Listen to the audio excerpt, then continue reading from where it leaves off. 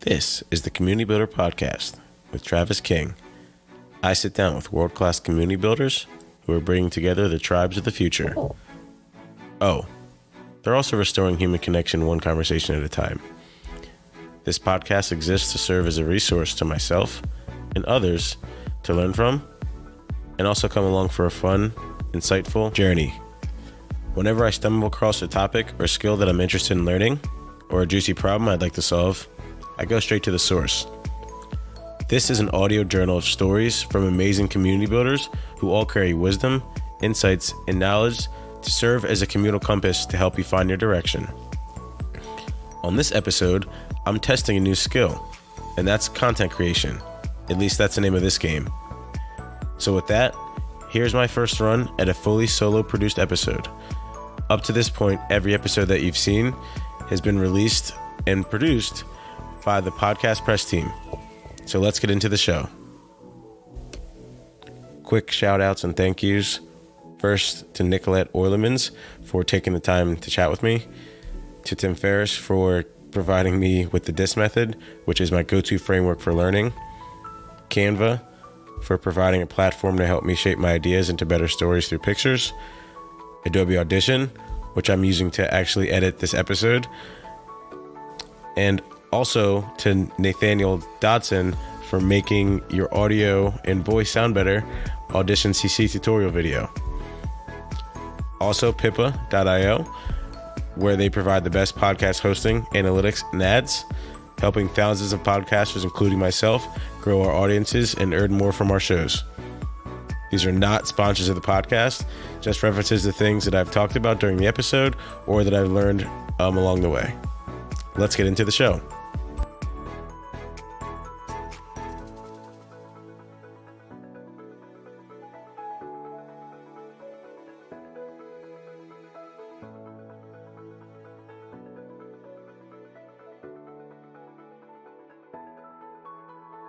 The way. Oh yeah, go for it. But yeah, you can just keep going. So it was a lot of reading Malcolm Gladwell to begin with. Then you move into Adam Grant, who did originals. And then you go, now I'm reading Tim Ferriss, which is great. Surprised that I didn't read his book or any of his books up until now, because I've been listening to his podcast, and the other podcast that I love is How I Built This on NPR. I think it's an amazing podcast that people should listen to, regardless if they're entrepreneurs or budding entrepreneurs, because you can learn a lot from it. Oh yeah, I think stories are one of the hidden gems of our generation. We can learn so much from stories because we all experience them from our own eyes. It's just like Right. so insane how much we can learn so fast. And it's crazy because we often get caught up and think that like no one else could see it this way, like no one else could understand it. But you'll be surprised at how many other people can connect with the way you saw that story. Oh yeah, and also when it comes to travel in particular, what I always like is talking to people about the same destinations that we may have seen, but like you said, everyone kind of has a unique story about it, and so you may have both gone to Barcelona but had very different experiences, and that's really always really interesting to me. Yeah, and I think what's so interesting too is that like each experience like puts another piece or like adds another chapter to your story, which also changes the dynamic of your personality, which I think can throw people for a spin if they're not used to it. Because I know when I Yeah. first experienced like after travel, if you will, Mhm. whatever you want to call it, I didn't really know what was happening. And so it was tough for a little bit. But then once I realized that I now see the world from a different lens, that it's okay to see it this way. And I now have, more diverse point of view. Yeah, exactly. I mean, that's the beauty of travel too. And I even talking to people who say that they don't have a big budget or that they can't afford to travel very far. I mean, we live in a country where different states almost have their own kind of interesting identities. So you could in a few hours be in a completely different state. And I don't think that traveling domestically is a bad idea. It also reveals a bit about where you're from and how different people are, but it's a cool way of kind of learning more about your own roots as well. Yeah, totally. And speaking of roots, definitely always love going all the way back to where people started, right? Like when you start a story, it's always unique and everyone always starts in a different place. I like to think of the Hunger Games and how people come from different factions. And I don't know why, but that like story always resonates with me. So definitely would love to start off by sharing, Nicolette, like what was it like growing up for you? Like how did you get started? Like what's the start of your story?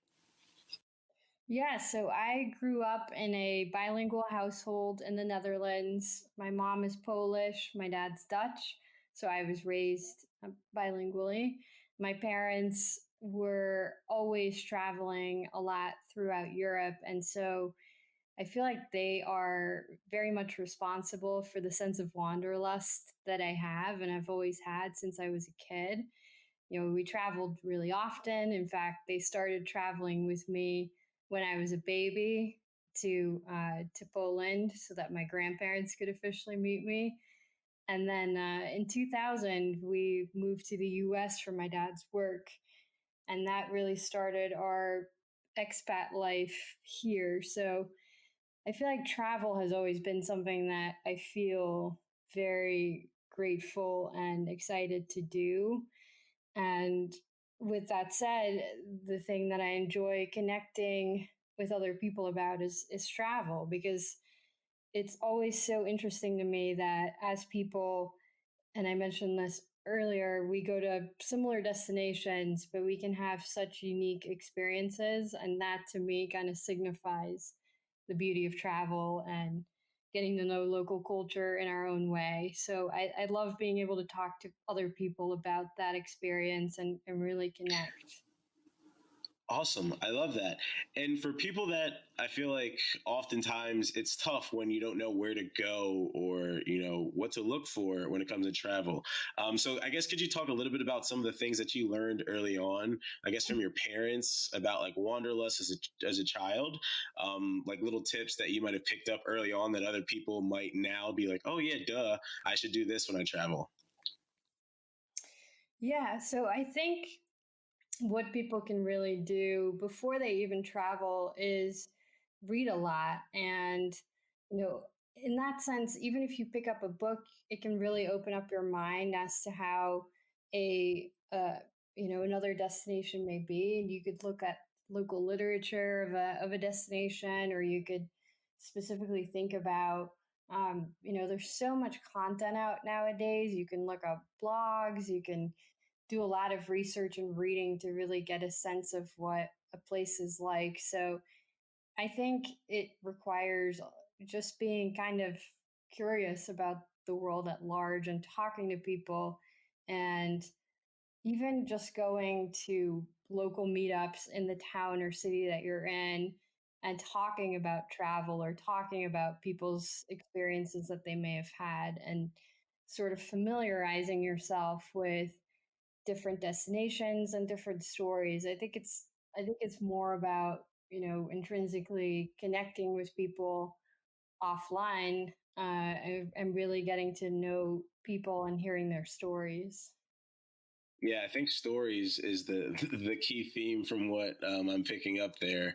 And I guess could you talk to us a little bit about some stories that some of your favorites that you've picked up along the way? Yeah, I mean, I always love the idea of the 6 degrees of separation concept. So the idea that we're all connected to each other in some way, shape, or form. And I love hearing stories of people meeting each other, across the world. Or I think one of my favorite stories is of two friends of mine who connected with each other when they were both in Berlin. One was there for a summer internship, and the other person was there for a different summer internship.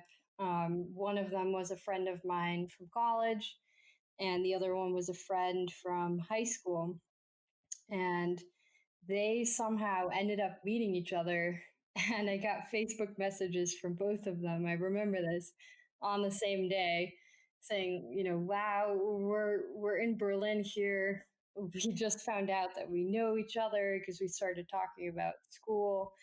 Um, and there's other stories like that, where people learn that they have some kind of mutual connection, and that connection may be someone that's halfway around the world and they don't know it. So I think the world is a lot smaller sometimes than people give it credit for in that sense. And you can really connect with people on a level nowadays, with help of technology, but also with help of just talking to people and going out there and traveling and getting to know people on another level. Definitely love knowing people on another level, because like it's so simple. Yeah. And the crazy thing too, Lauren and I just experienced this as well. It's crazy how when you go to another place, you want to connect with people, but when you're in your backyard, you don't want to talk to the couple that's next to you. Right? It's always interesting. It's so interesting to me. It's so fascinating. Um, so I guess switching gears a little bit, let's talk about what community means to you. So to me, I think it comes back to community being a place where people can talk freely. So it's not only a space where people can share stories and get inspired, but it's also a space where people can feel supported. They can share advice, they can ask questions, and they can rely on each other for feedback. And the interesting thing about community is that it doesn't have to be this like homogenous thing, meaning that I think there's room for people to have differences in opinion or even perspectives, but it should still be a place where people feel comfortable talking to each other no matter the differences. And, if there's room for healthy debate, then so be it. But I think it needs to be a space where people can and should talk freely without feeling judged, without feeling like they're cornered into something. Like it should be a space where you can share stories and feel connected to other people. I agree so much with that. And to add on top, what are some ways that people can, do some of the things that you mentioned? Like, what are some ways they can talk freely? How can they help people feel supported? What are some ways or methods to share advice, ask questions, like whichever ones like jump out at you? I think it needs to be encouraged, open conversations and free flowing conversations really need to be encouraged by people that are community leaders. They don't necessarily need to have that title, but I think it's important for someone to carry the conversation or encourage people to share stories. And it doesn't necessarily have to be one person. It could be, multiple people that just have more of a naturally free flowing vibe to them. So, but there has to be some way for people to feel excited about sharing stories, or even if the stories are a bit more, deeper or emotional, feeling safe and like they have room to have that conversation or be able to share the story. So I think it helps a lot to be able to connect with people who have similar interests, but at the same time, I also always emphasize that it could also be interesting to talk to people who may not necessarily share the exact same interest or who just have a different perspective on it. I think it's just about being open and receptive to opinions. And, there's some people who like to talk more and debate other people a bit more. And there's other people who prefer a, a much more easygoing conversation. And I think the community leader or whoever is organizing the community should have a good understanding of the people that are part of that community and what makes them feel comfortable talking to other people. Yeah, I really love that. And it's funny too, because I have a little quick, I guess, snippet story from when I was at a community focused company. And there was a team that Mhm. was working on a project that was focused on bringing together employees within companies. So think of like a meetup Mhm. inside of your own company. So just like formerly known as Got it. employee resource groups, most companies like at a larger size that have a more developed HR and a culture that have if you've been around for a little bit Mhm. longer, you find that these sorts of companies have some of these in place. And the interesting thing about this project was that they were doing it around people's interests. So imagine like a daytime story time while you're at work for your passion. So people did Mhm. things like we talked about when This Is America by Childish Gambino. When that video came out, there was a lot of buzz and a Mhm. lot of conversation. And we actually did, quick little event, like a quick little meetup where we discussed and talk about, how we each saw the video. And there was, 12 or 13 of Right. us in the room, all with different perspectives. And it was, I think it was like 6 o'clock right after work. But it gave us a space to talk about something that was outside of work and brought us all closer together around that common interest. Mhm. And I had people in the room from development. We had people from the community team. We had salespeople. We had marketers. We had project managers, all talking about Childish Gambino. Mhm. You know, and Right. so and like one of the kind of the key point that I want to share with people is that the person organizing this, each time there was a different organizer, which was very unique as well, because the team that Mhm. was putting it together Oh, wow. had, a set of resources that was focused on making sure the organizers, understood the people that were attending the event, and they could curate it in such a way that everybody could have an equal experience and feel as comfortable as they, felt given, their background, circumstances, etc. So yeah, I Right. definitely think like bringing community and getting people excited about sharing stories, and also seeing different perspectives about, I was in a room again with people talking about their passion projects, and I was like, oh wow, like I didn't think that you would want to make a card game, or I didn't think that you would want to write short Right. stories, So definitely really am bullish on people giving their employees space at work. I'm going to repeat that again because this is like a thing in like the B2B world that you don't hear a lot, is that like at work, like this is a space where you want people to be productive and efficient and focused on your mission. But remember that people spend the Right. majority of their days at work, at your company. And so Exactly. realizing ways that we can enhance and help bring people closer together and show you that it's like really only 30 minutes a day that you could do this, then you could really help so many people. I think it's such a valuable little tip to share.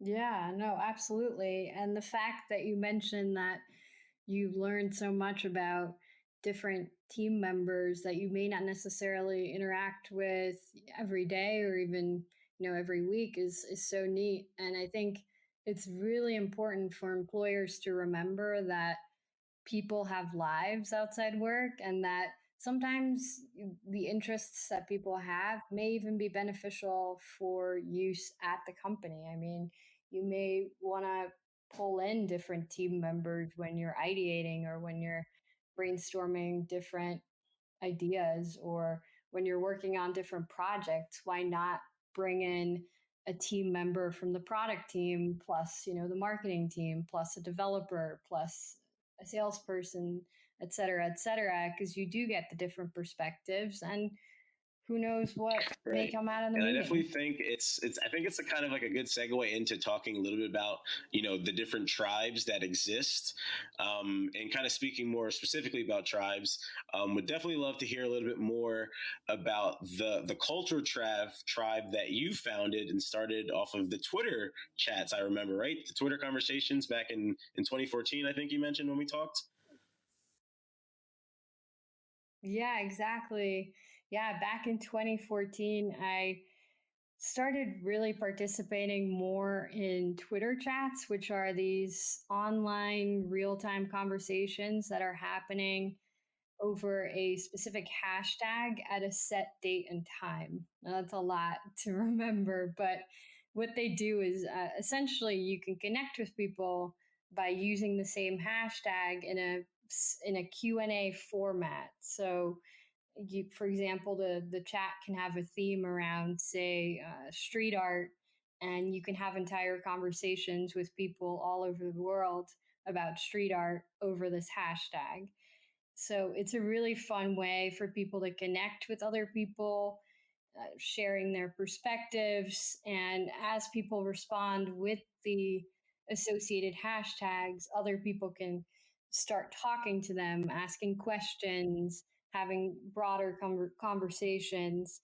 Um, and travel is something that's really easy to talk about because it tends to be something that people are very passionate about. And travelers often reflect on how they personally grow from visiting many different destinations and learning from different cultures. So it's especially easy to talk about travel in Yeah, that and I sense. also too wanted to talk real quick about your the Kickstarter that you launched, the Travel Banter game, because this is something that also during the little internal events like the meetups that I mentioned that I participated in, there was also another game that we played, Mhm. and it really helped us like literally just realize that like these cards can help guide the conversation. Like a set of cards can bring together Exactly. people and lead a conversation. So like just that example of like you created a game or a card game back in October of 2018. I definitely want to let you talk about that and Mhm. share, you know, kind of the story behind that. Yeah, so the Kickstarter for Travel Banter, it was really inspired by the online conversations that my Culture Tribe community has had over the years. So I launched the very first Twitter chat back on November 13th, 2014. I still remember the day. And I really wanted people to have conversations at a deeper level where they talked about, what really helps us get to know local culture of a different, destination that we visit. So the chat is still happening. It's happening every week, every Thursday. There's travelers connecting from all over the world and sharing conversations. And travel banter, which is kind of the byproduct of those conversations, I see that as a real life version of the Twitter chats. And it really helps people have fun and meaningful conversations around the topic of travel and getting to know local culture. And like you said, it's such a exciting and easy tool to use to get to know people that you may otherwise not have heard their stories Right. from. And I also think it's like such an easy way to give people that first step into what it's like to be vulnerable and share their experiences. Because this is another thing that you kind of don't really know how to do unless you do it multiple times, at least from my Mhm. experience. Exactly. And we don't naturally, gravitate toward a conversation starter game. It's something that requires a bit of nudging and a bit of an introduction. I think, as soon as people start playing the game, they can't really stop and they get excited and it's something fun, but it's not necessarily something that a lot of people think they need. In fact, I've had people say, "Well, I don't need a conversation starter. I can talk to people about work and the weather." And to me, there's nothing wrong with talking about work, but I think you can have lots of interesting, inspiring conversations around things like travel and interesting street art that you've seen, delicious meals you've had on the road, fun road trips you've been on. There's so many more opportunities to really get to Yeah, know I people think the on a deeper deepness level. scares people away a lot. And that's something that I've been, I guess, more so observing rather than trying to solve as of late, because I've realized that in order to Hmm. solve any sort of problem, you have to experience it enough times. And for me, I don't think I've experienced that enough. And so now I'm just like, okay, how can we make it so simple for people to see that this is no different than like brushing your teeth or drinking water? Like connecting and having conversations is normal. So like it's not normal now. Right. Slack conversations, iMessage chats, Instagram group chats, WeChat, you Right. chat, your cousin chats, all the chats. This is how people communicate now. And so, like, actual conversations like Right. don't happen offline as much. And when they do, they're often filled with negativity and the I don't even know what else because I forgot what those are like. Um, yeah, Awkwardness, like people feel weird talking face to face about things sometimes. I have a funny quick anecdote that I'll share that actually happened today, but somebody was coming by from this organization. They were going door to door trying to sell people on something, and I opened the door and the guy said, "Look, I know we're in 2019 and it's really weird for people, to just try to try to solicit and still knock on your door, but this is what we're about. I'll keep it very quick because, do you have a minute to talk?" So I did the guy a favor. I talked to him for a little bit and he said, "It's surprising how often people will slam a door in our face, or how awkward or weirded out people are when we strike up a conversation and try to talk to them about the environment, or yeah, it just happens." it's almost upsetting, but it's one of those things. It's you can only do as much as you can with the resources and the time you have. And so, like what I've also been experimenting with a little bit is just try to put myself in the other people's shoes. And one, I guess, like hack, if you will, that I've Hmm. learned to do that. I guess the way I've learned to do that is by imagining it like a scene in a movie, and just imagine that I'm that person and Mm. I saw the same scene that they saw and I lived what they lived, and just see how I would think. Hmm. Yeah. No, and I think that's awesome. I feel like that's lacking a lot these days. So it's really cool to hear that you're doing that, and to be able to put yourself in someone else's shoes and kind of almost look at yourself from someone else's perspective is really neat. Or look at what they might be thinking and Yeah, and I think that's also tough ask. too because often it's like that, ooh, am I overstepping my boundary by asking this vulnerable and deep question? Like anybody that knows me knows I'm like the king of deep conversation, and I often go way too deep, way too fast.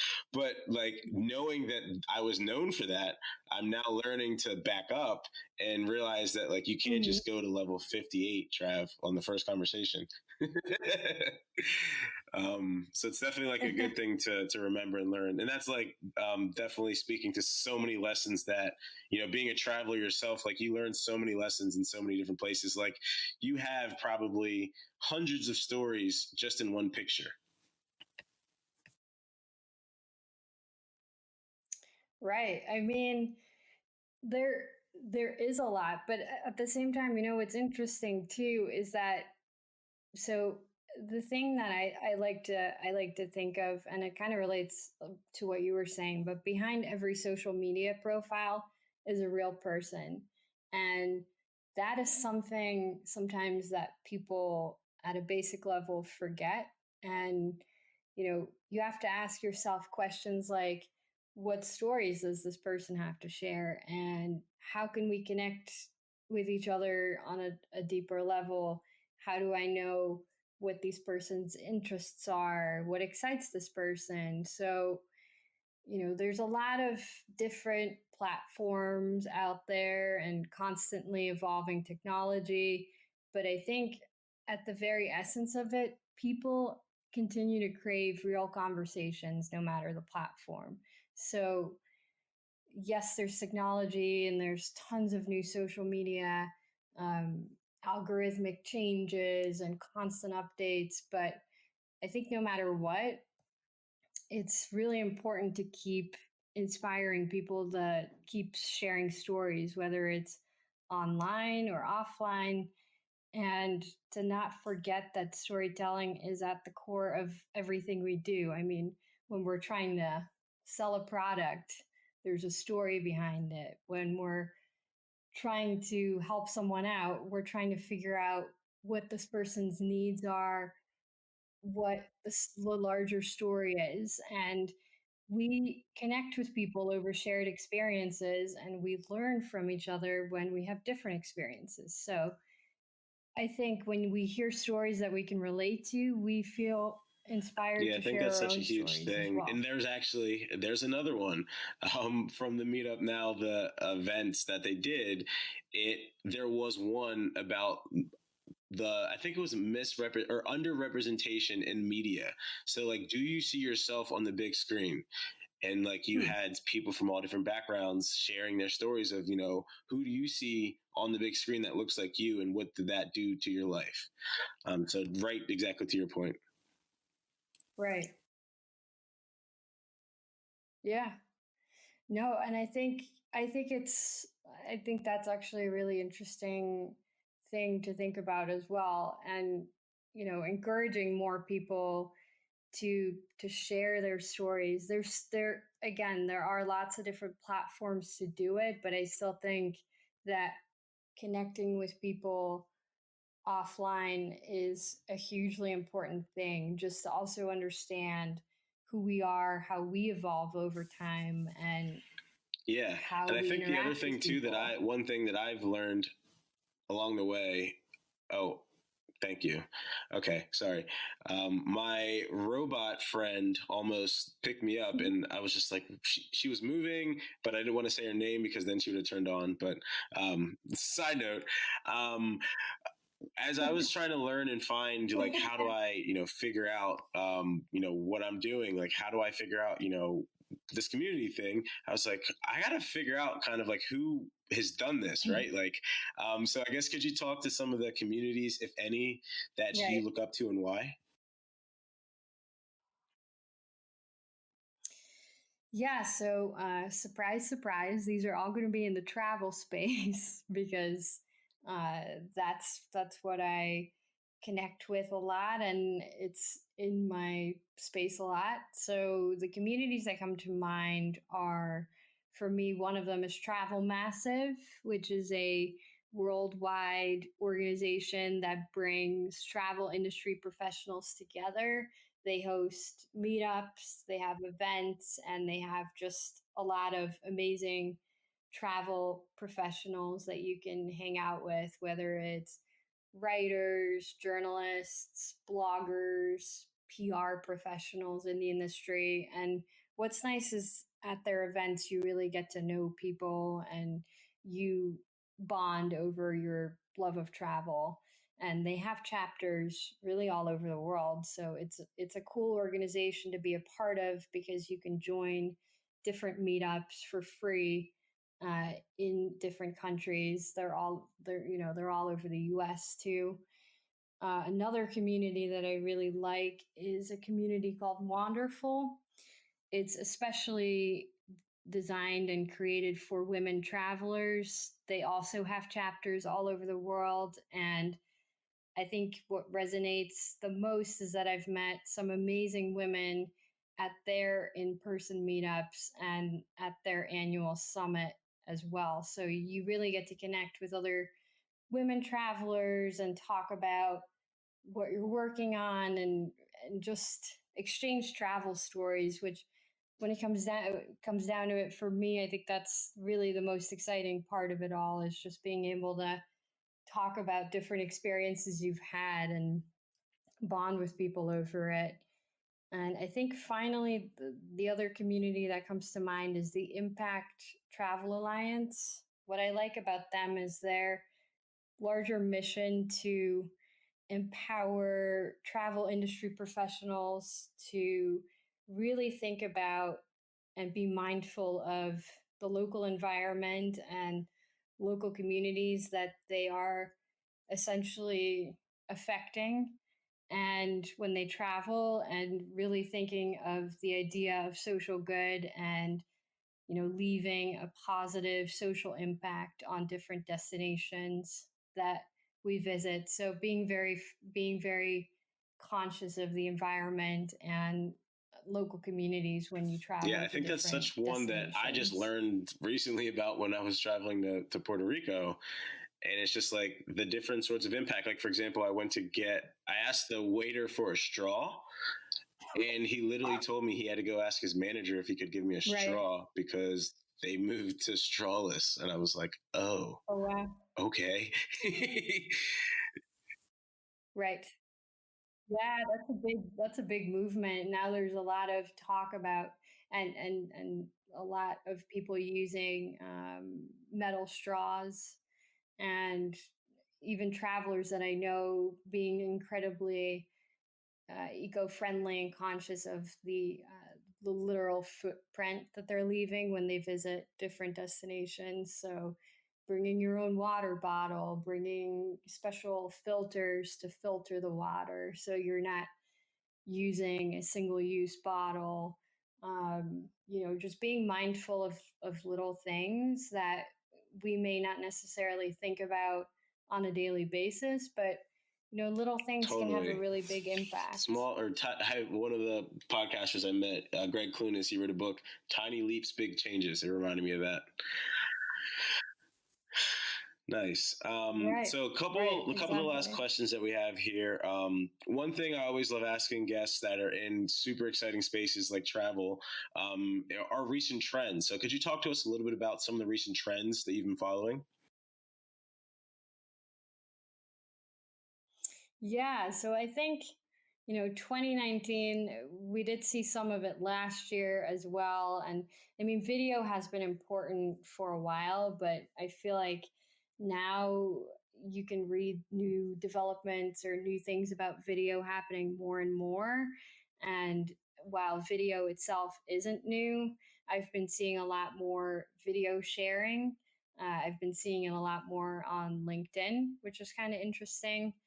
And I still feel like the video sharing that's happening is heavily focused on telling stories and doing that in a very authentic way. And I always emphasize with different people that I've worked with that it's not enough to just post something and hope that the content sticks. You have to be able to draw people in with a story or a relatable anecdote. So I think the video trend and people doing more and businesses doing more as video could be a very positive one if people remember that at the very essence of what you do, you should be thinking about what is the story and how am I providing value for other people with what I'm doing. That's so important too, to remember that like this is something that I struggled with, Nicolette. Like getting started was like the hardest thing in the world.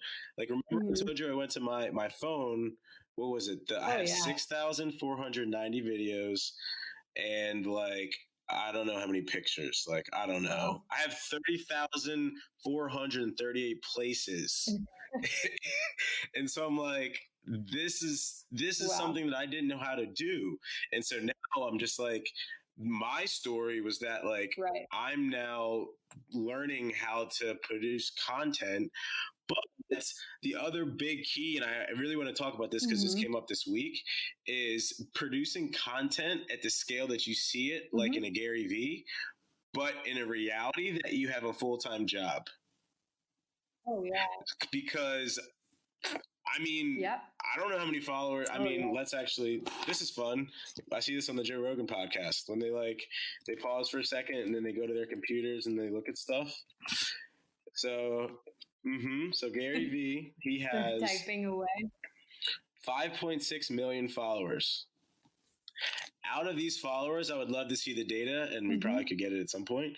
I guarantee like half of them probably have full-time jobs.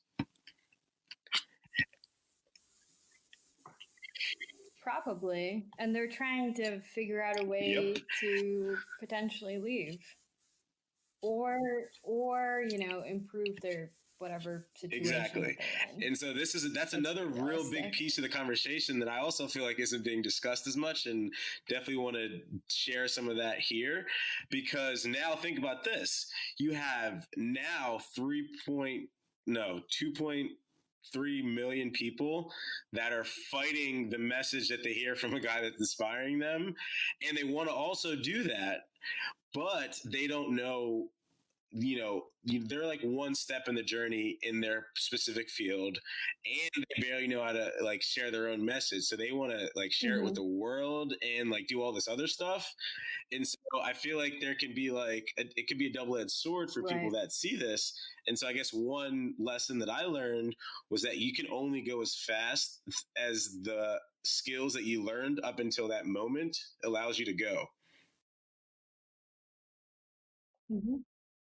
Yeah, that's very true. And I think nowadays, too, you brought up a good point where it can be hard if you have a full-time job to also pursue a side hustle or share a different type of story on social media, because you may feel that you're being scrutinized for it, or you know, if you may feel awkward posting things on social media, even though it is the space that you have carved out for yourself. It is still a very public space depending on the network that you're on.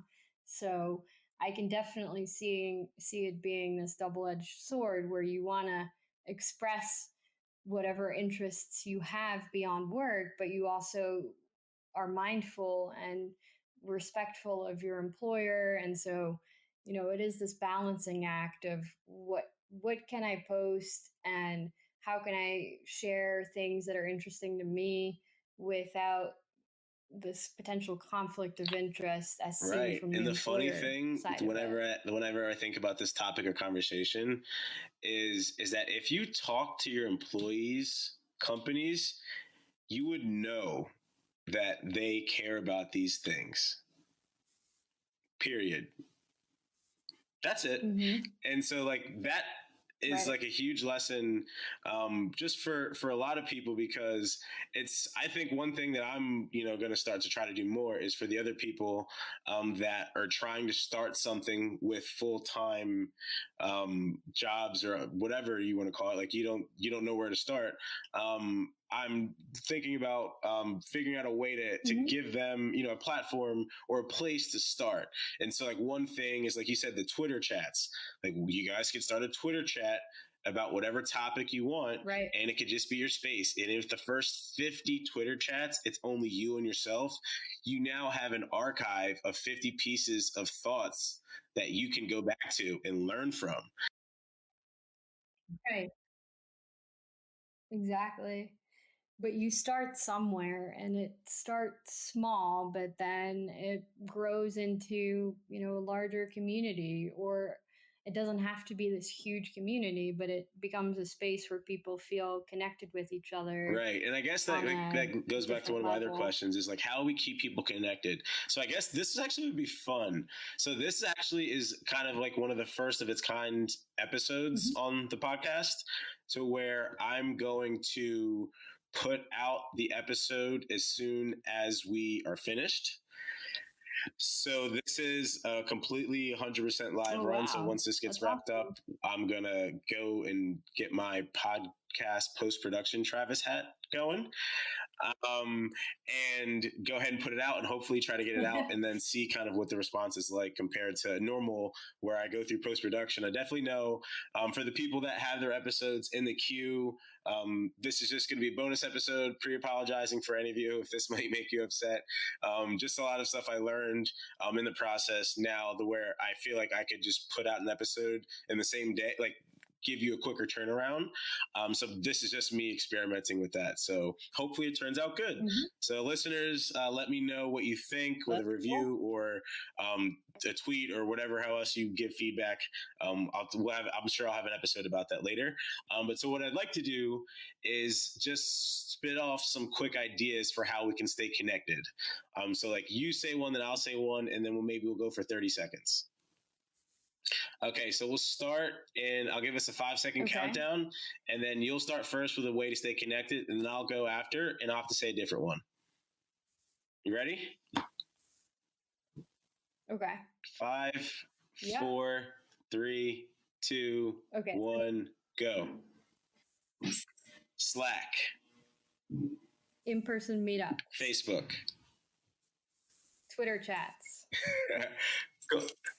You stole my Instagram. Facebook groups. The coffee shop. LinkedIn video. Good old-fashioned the cups with the strings attached. And how about a walk on the beach? How about a picnic in the park? 30 seconds. That was fun. This should actually be really fun. I'm going to actually figure out a way to build this into more episodes and either pick the same question or pick a different one. Actually, that would be cool. I couldn't use the same question and I have to keep getting new information. And so that way people could refer back to this piece as like an archive of different quick tips in 30 seconds that I shared with the guest. Nice. Right. Nice. Oh, see, awesome. You take little pieces of what you learn, turn it into your own, and then share it, and then take feedback, and then figure out what's next. So speaking of what's next, what's up next for you, Nicolette? So something that I am very excited about and that I always like to do is help people better understand the value of community building. And, whether that's online or offline community building, I'd love to teach people about that.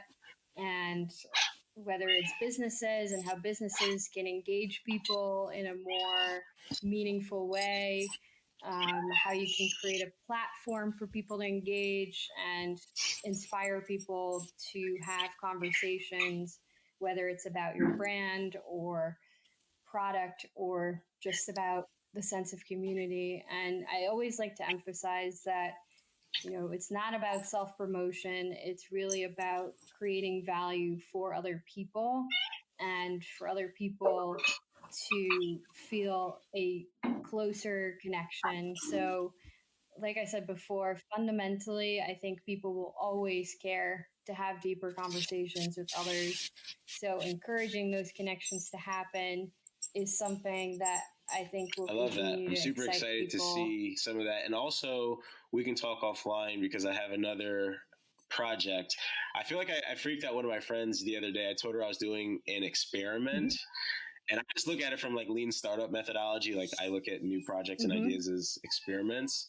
And so I'm looking to do an experiment to where I take the lessons and the what's next from my guests and turn them into something in the actual real world. Don't know what they are. It could be something as simple as a Google Sheet or an Airtable, which I'm actually doing right now with some music artists because I'm looking for people who want to share their music, and I'm going to put them on the intros and the outros of each episode. So I have an Airtable going, and I have definitely people to get back to now to like put them on there. I'm just trying to figure out a way to collect the information in a way that I can give people access to share their music with everybody. So definitely we can talk offline about that. Wow, awesome. And then this is the last part of the show. Neat. So this is the freestyle part where again, another experiment, still learning here. So this is where I'm giving Nicolette the opportunity to insert any current challenge that she's facing, what her dream community or initiative would look like, or anything else that she would like to chat about. So this is your space, Nicolette. So I'm gonna hand it over to you.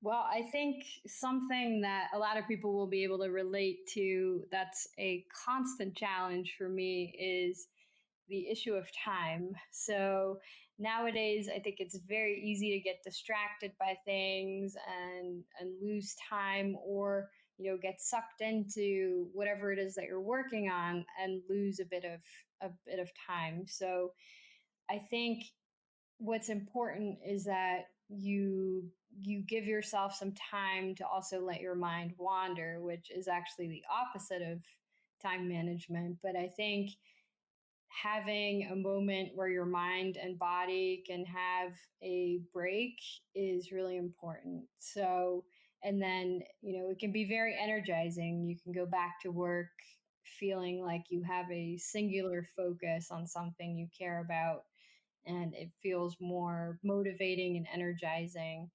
And I think when you find that singular focus, that feels very motivating. And it's easier said than done, but it's a really I good love that so feeling much to have that. because that is exactly what I have just been experiencing this last week. And just taking the time to go into deep work, just read or listened to Deep Work by Cal Newport. And he really talks about going into these, times where you are just inside of whatever you're doing. It totally consumes you. And for me, that's journaling. And so I have 6 notebooks. I don't think that's a lot by any means, but to some people that's a lot.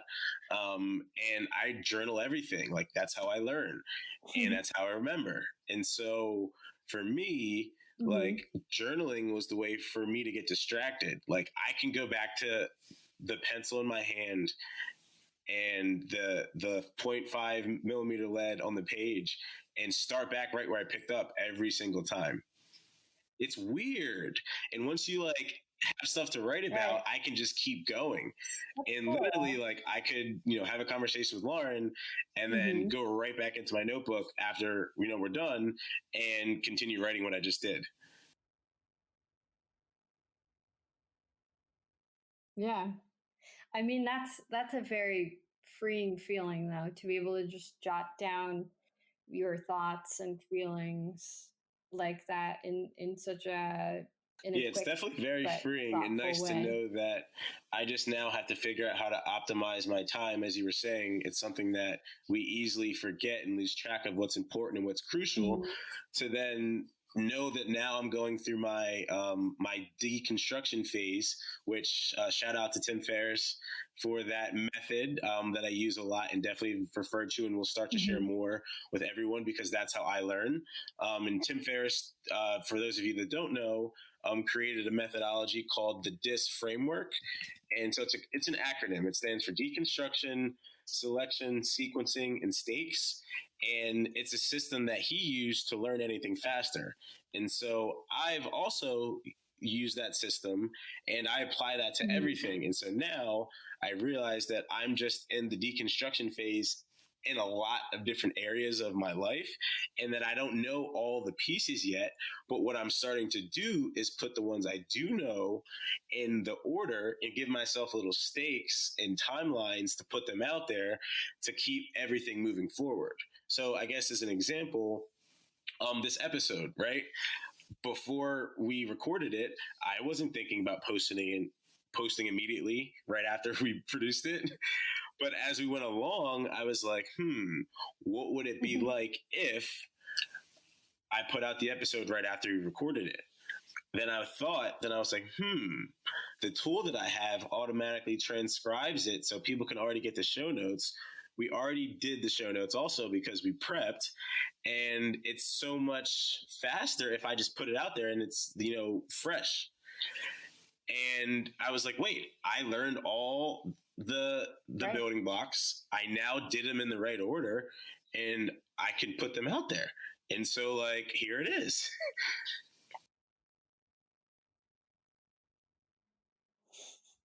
Well, it's awesome. And I think, talking about time, it also frees up your time to Totally. do And other I think things that's so important. evening. And time is one thing that we can't get back. And it's just a thing that, actually, speaking of time, this is a very fun plug. And I've always wanted to do this.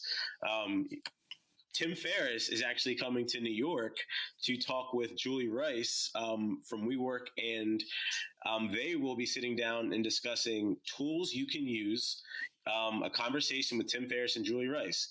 They're going to be talking about different productivity hacks that they've went through, and they talk work tactics, productivity tools, time management, and so like this event's happening on May 5th down at the Made by We location at 902 Broadway at 6 p.m. So I'll also have a link to this in the show notes that you guys can sign up and get tickets for this. So yeah, this is right up my alley. And so now I'm just learning different ways and events like this. I'm going to more events like this to then pick up more knowledge and tools that I can bring back and apply in my actual life. So just a quick plug, I feel like contextually relevant to this episode. And yeah, hopefully you guys, if you're in the city, definitely would recommend you guys checking it out. Great. Well, Nicolette, this was so really awesome. Cool. And before we hop off here, is there anything else that you want to share before I get into this last little surprise section that I've been waiting for?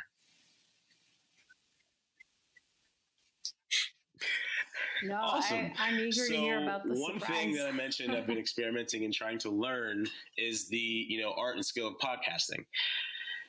And so to do that, I've looked at a lot of different, podcasters and people that I've looked up to and listened to shows, people like Tom Bilyeu from his podcast, and from Tim Ferriss and to Gary Vee.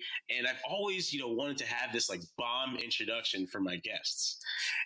And I was like, you know what? Like, you can do this. So Nicolette, this is going to be my first run at an introduction, and I'm going to save it for the last part, but people that are listening, they can obviously go to the end and find this.